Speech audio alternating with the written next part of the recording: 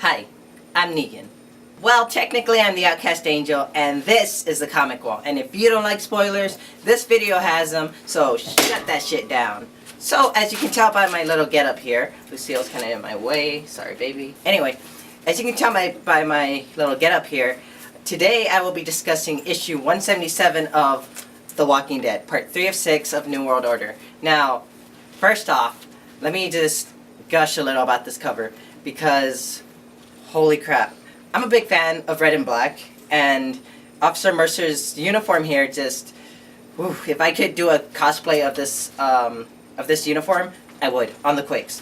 So yeah, this issue came out this past Wednesday, along with a variant cover done by Bill Sienkiewicz. I believe that's his name. It might be Sienkiewicz, like the way Sean Makowitz's name. He's the editor for The Walking Dead. It's kind of spelled the same way toward the end, but on Twitter, if you see it, it says Sienkiewicz. So I don't know if he's trying to like say, hey, that's my name, you know? So I'm just gonna go with that. So Bill Sienkiewicz did this amazing cover of issue 177, in, I guess, with a portrait of the governor, and it looks fantastic. I love it. The I want to call it altered realistic, like it looks like a painting basically, and I love it. And with the writing of the name, it just looks, it just gives me chills. So far he's done one of Rick for 175, Michonne for 176, and now the governor. I think the next one is going to be Andrea for 178. So yeah, if you guys haven't gone to go pick these up, you know, go check out your nearest comic shop and, you know, do your boys a solid. Okay, so yeah, just Officer Mercer's uniform is just fun to look at. At first I thought that the little like Batman spikes on the arms, I thought that was just for him, but then if you guys remember issue 175 with the soldiers from the Commonwealth, they actually have one. They actually have them there too. You can't see them all that well. But I mean, first off, if you look at Officer Mercer's uniform and then look at the soldiers from the Commonwealth's uniforms, like, I feel like his looks better, because if you wear red, they can't see you bleed, or you can't see the zombies' blood anyway. Anyway, so yeah, these are basically like the cleanup crew, and it's just like, if you have a dirty job, you don't wear white. So I don't really understand that, but I mean, if they are the cleanup crew, you know, I guess it just makes sense to wear white. But, you know, if you, also, if you guys remember, this cover for 175 is actually a throwback to almost 150 issues before of issue 25, sorry. Issue 25 of The Walking Dead, with, the survivors in their riot gear. And that just tickles me, because after a whole 150 issues, we get a throwback. I don't think we've done that exactly with any other cover. We kind of did with, was it 169, and I feel like that's a throwback to 103 up there. I don't know if you can see it, but the issue starts off with, we get to touch base with Mikey again. And if you guys don't remember, Mikey was the son of Nick and Paula. I want to say Anderson, but I don't know. Anyway, so if you guys remember Nick, he was one of the people who planned to overthrow Alexandria when Rick and the other survivors came to Alexandria, and kind of ended up inadvertently taking over, because the Monroes, who were in charge of Alexandria, kind of just fell apart. So, you know, Nick tried to, didn't work out, and he reformed himself. Anyway, Nick ended up dying in all-out war. Well, I'm not gonna ruin much of the show because I'm talking about the comics right now. Anyway, he dies during All Out War. Paula, his wife, and Mikey's mother ends up dying after the Whisperer War in issue 163 when the walkers that the Whisperers flooded Alexandria with break through the gates, and she's one of the very first casualties. So here we get to see Mikey talking to Rick after he's written a poem for his mother, and Rick, I guess, feels touched that he would open up to him, and I'm glad that Mikey's finding a creative outlet, because everyone needs a creative outlet. Anyway, it's touching to me because it feels like it's a one-on-one. Maybe Mikey will find a father in Rick the way Carl did. Rip Carl in the TV show. The next scene is hilarious because one of the hilltop watchmen on the wall end up going to the weapons storage shed to pick up a new weapon, and opens the door. All of a sudden, Maggie and Dante are really getting it, like, close to getting it on in there. Just why would you do something like that in somewhere so public? At least lock the door. So yeah, that was just hilarious. Maggie ends up getting really embarrassed, and there's nothing wrong with it. It's just be a little smarter about it. Anyway, she's really embarrassed. Dante is trying to help her feel better, and I love that we get to see more of the what can we call them? We need a ship name for them. Mante? I don't know. Their names don't... I'm going with Mante. Mante. Might as well go with that. Anyway, their names don't really mix that well. Anyway, the next scene kind of gets me because when we first saw it, I thought that someone in the Commonwealth was watching a movie. They look like they're that organized that they have movies going, because it looks something like out of Grease, We have this guy, slick back hair, looking clean, James Dean.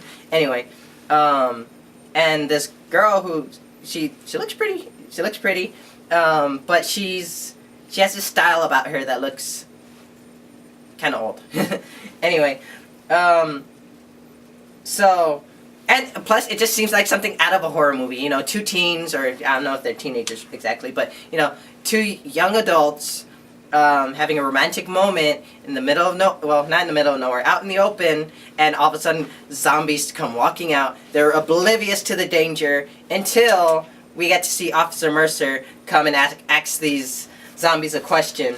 We just see these giant axes just flying through the air and catching them in the head. First off, impeccable aim, impeccable timing, and just whoa. So yeah, our two little lovers here get just knocked out of their euphoria, and then we get to see Officer Mercer coming up like, sorry guys. So yeah, not Dante. First off, we find out that this is the governor's son, and Officer Mercer is actually his bodyguard. So I guess that kind of dictates the red and black uniform he's wearing. Sebastian, the governor's son, is really pissed because he was trying to have a romantic moment with his girl, and Mercer didn't ruin his moment. The zombies did. Okay, so yeah, Sebastian is getting mad at Mercer for not taking care of these walkers. Yet the next scene where Sebastian's running after his girl, and Mercer's standing above the two walkers, you see behind Mercer a trail of about maybe 7-8 zombies that he took out before those two. So there's a story behind every door. Anyway, the next scene I loved the most because we got to see more of Michonne and her daughter Elodie getting back in touch with each other, and it's I'm just so happy for her because it's like she's finally getting the happy ending she deserves. Hopefully not an ending, something happy, like she's gone through a lot, but hopefully not an ending. So I hope this isn't a indicator of things to come. Anyway, it's just really cute to me. But of course, there's always more to the story. Elodie ends up mentioning. No, actually, Michonne asks if her other daughter, Colette, is with Elodie in the Commonwealth, and Elodie says no, she didn't make it. Sorry, my dog's going crazy. And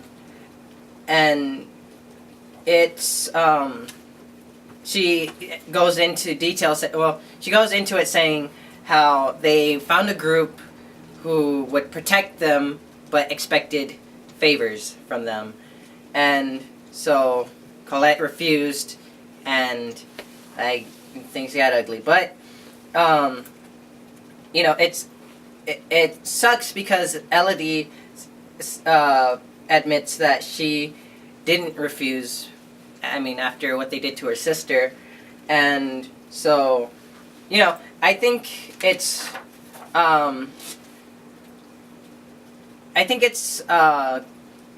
it's best that they both came together now because they can, considering with what Michonne went through with the governor in the Made to Suffer arc, or a little more from that, I can't remember where, but based on what Michonne went through with the governor of Woodbury, maybe her and her daughter can,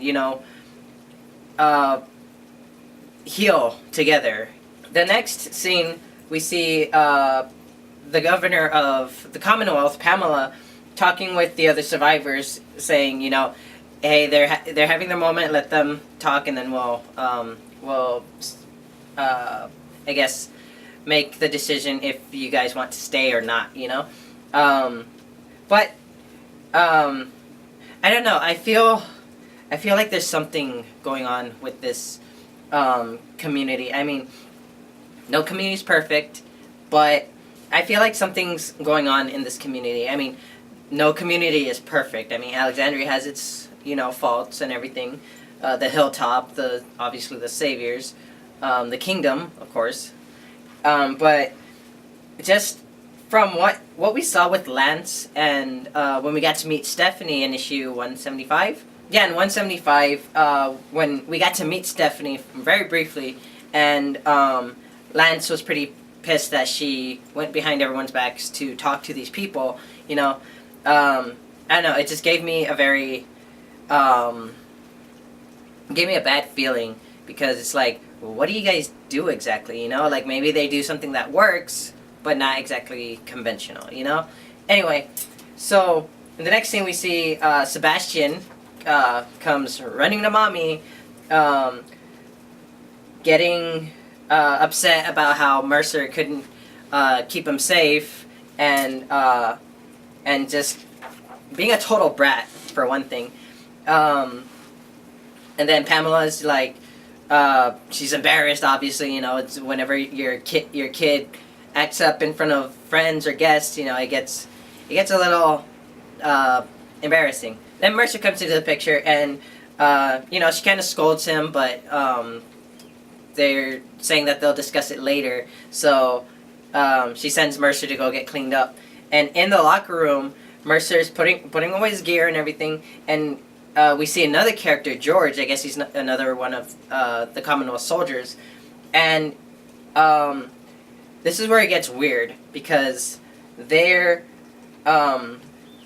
talking about some plot they have going on. Apparently, they're willing to let the people they're guarding die so that they can take over, especially people such as maybe the governor and her son. But even then, like with George saying that we're all waiting for you, just give the word, they're planning something. And of course, if you guys remember from issue, I'm not sure what it was. I believe it was issue 77 or 78, 79. I'm not sure. Anyway, no. It had to be after No Way Out because that's when Rick was a little unstable at the moment. But if you remember back then, Nick, Spencer, and I think Olivia was kind of in on it, but she didn't really know what to do. They were planning on overthrowing Rick and sending him and the other survivors back out because they liked it better when the Monroes were in charge and alive. Anyway, when they're talking about that, Glenn comes into the picture and he's like, "Oh crap! I didn't hear anything." You know, Sadiq is Glenn in this position because he walks into the locker room, hears some talking, and then they spot him, and he's I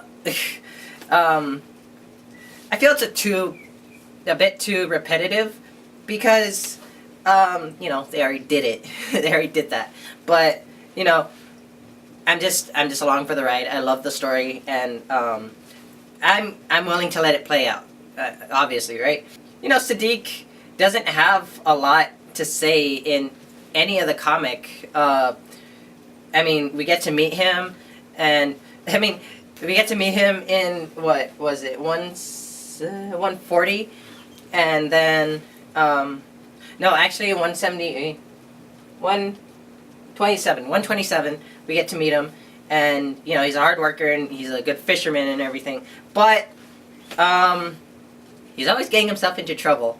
I mean, there's that deal with Rosita. There's that deal when he and Eugene and Michonne and Magna and Kimiko, I think her name is, when they came to Ohio, and Sadiq admitted that he was actually the father of Rosita's baby, and so that was pretty hard. But I mean, he's always getting himself into trouble, and look at him now. Look at him now, guys. He's just digging a bigger hole for himself. I'm excited to see where this is going because meeting a new community, a bigger community for that matter, more organized than the Hilltop, the Kingdom, Alexandria, and the Sanctuary. You know, it's gonna change the story, and I'm really feeling that now. If you guys haven't checked it out yet, the cover for issue 178 and 179 are up. So you know, check that out whenever you have the chance. And for sure, I'll cover when the new covers from Skybound come up. Well, thank you guys for watching. I had a lot of fun with this. I can't wait to see where we're going. Hopefully, Sadiq can make it through New World Order. And I'll see y'all next time. Thank you for watching. Hit the subscribe button, ring the bell, drop a like, show the love, and I'll see y'all next time.